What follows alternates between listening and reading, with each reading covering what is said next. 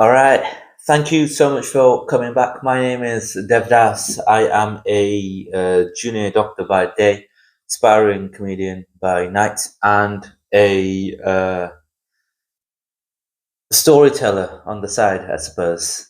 This video is going to be specifically geared towards students or medical students, prospective medical students, GCSE A level, individuals who are thinking about applying to med school. They haven't applied yet, or they are about to apply, or someone who just needs a bit more information with regards to how to organize work experience for medical school. Now, the reason why I talk about this is because work experience is incredibly important. I don't think people realize this that much, but a lot of your personal statement, which is essentially a letter you send to medical schools for them to be able to offer you an interview, you'll be talking a lot about your about your work experience. You'll be talking a lot about what you did, where you went, more importantly, what you learned, right?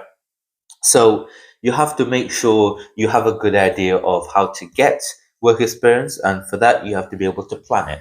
And I suppose that's exactly the reason why you're here. So I want to talk about how you can get work experience as a potential medical student in three main fundamental ways. The first one, really easy, anyone can do it. People who say, I can't do work experience, I can't find work experience for medical school, you're lying. This is the easiest way, and it's volunteering. Now, it's essentially where you give a bit of your time up for free. Why would someone say no? And a lot of people say, "Oh, I don't have anywhere to volunteer." That's false. You just haven't looked. All right. Anyone, anyone will accept your time for work if you offer it to them. The only difference is at this point you're essentially doing it because you don't have much leverage. You're a random individual who needs to learn some skills, so you have to give a bit of your time up in order to be able to learn those skills. Now, two different specific ways in terms of finding volunteering spots for medical students. First one is what I'd like to call generic volunteering. What I mean by that is you can literally volunteer at any charity shop. Any shop you can go in, you can volunteer, give up a bit of your time, 2 hours on a Saturday, and then you can use that and mention that in your personal statement. On my weekends, I volunteered here. I learned a lot of time management, interpersonal skills. I learned how to work as a part of a team, talking to customers. I learned how to manage difficult situations. So that's very important, and you can extract all those skills from those 2 hours that you went to at that specific charity shop. So volunteering at a charity shop is a no-brainer, and I suggest you do it because all of your competitors will. All right.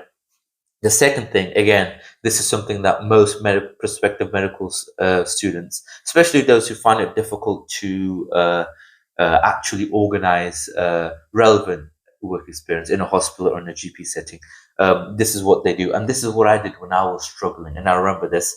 I volunteered at a care home, and you should as well.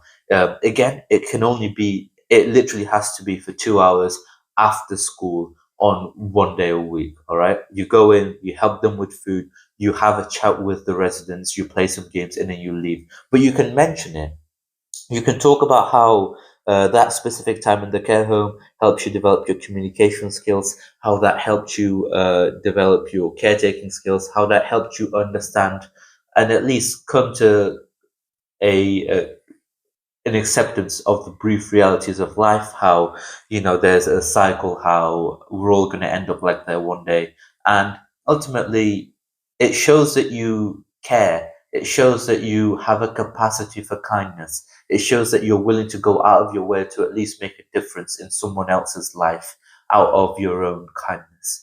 And that is essentially what medicine is, right? Yes, you're being paid, but you're making a positive difference in someone's life, and you can essentially reflect the qualities that you have the capabilities to do that by working at a volunteer or by volunteering at a care home. So it's essentially a no-brainer. All right. So that's volunteering, specifically at a care home. If you're a prospective medical student and you're struggling with work experience, go to a care home, start there, make sure you can reflect on that.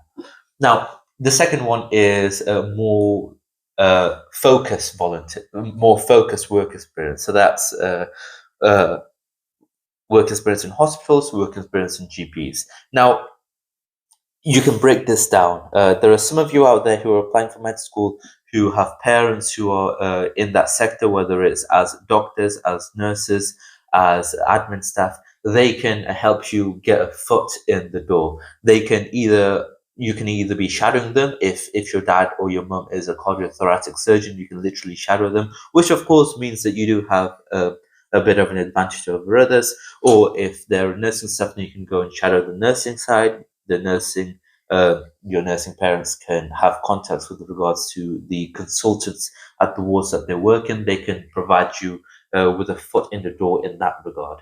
Um, Otherwise, if you don't have anyone in a hospital or a GP setting, it will just be a case of reaching out to them, calling them, trying to get an email or a number with regards to their administration, their human resourcing, um, and then just seeing if they can connect you with someone who would be happy to have you on.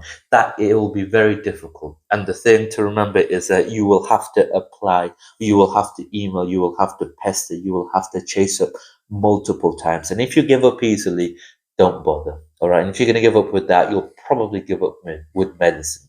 So don't bother. But you will have to email regularly. I'm not saying email, spam email them, but I'm saying you will have to be prepared for a long and arduous process most of the time with regards to constantly chasing them up. And you have to be patient, but you have to be resilient and persistent.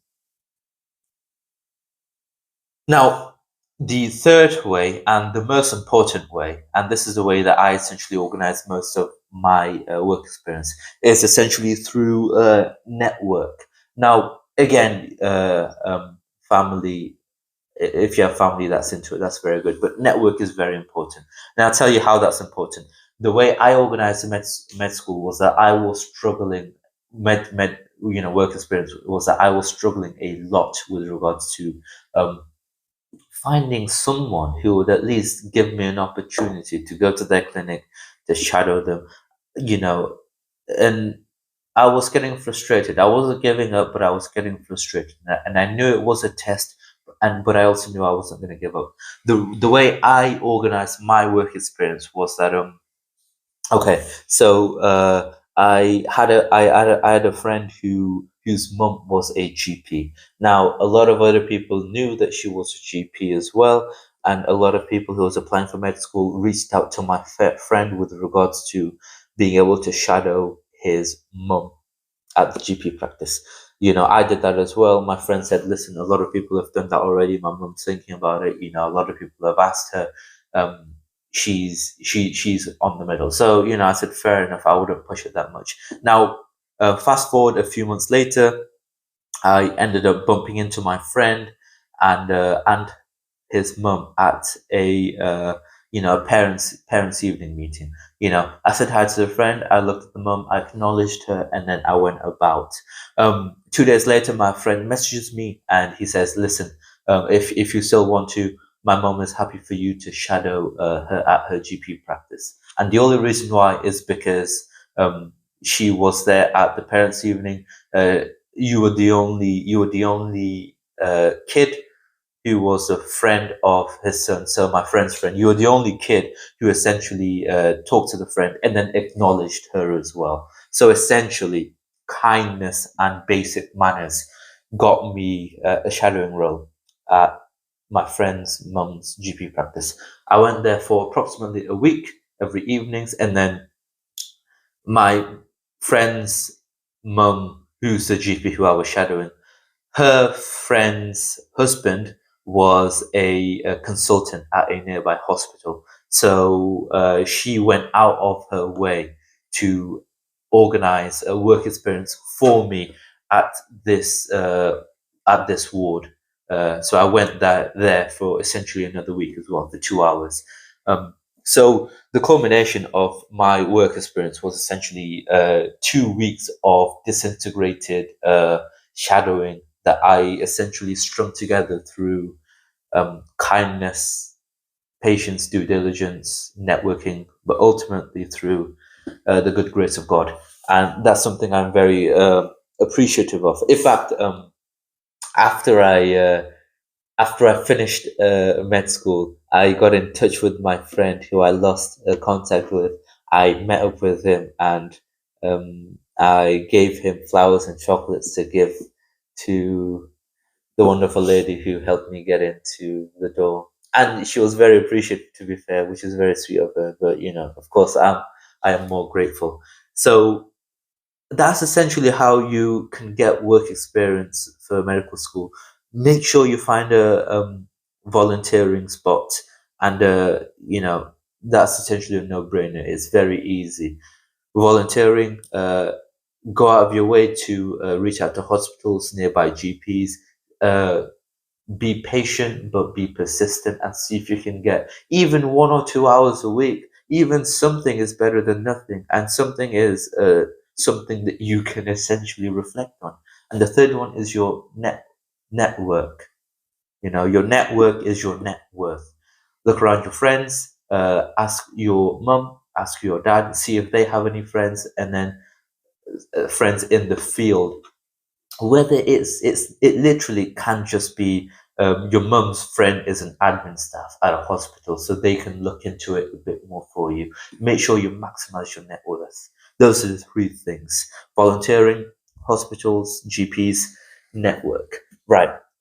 Thank you so much for making it through to the end of the video. If you have, please do like, share, comment, subscribe. If you have any questions, let me know. If there's anything you want me to go into more specific detail, I will do so. Otherwise, I will see you when I see you.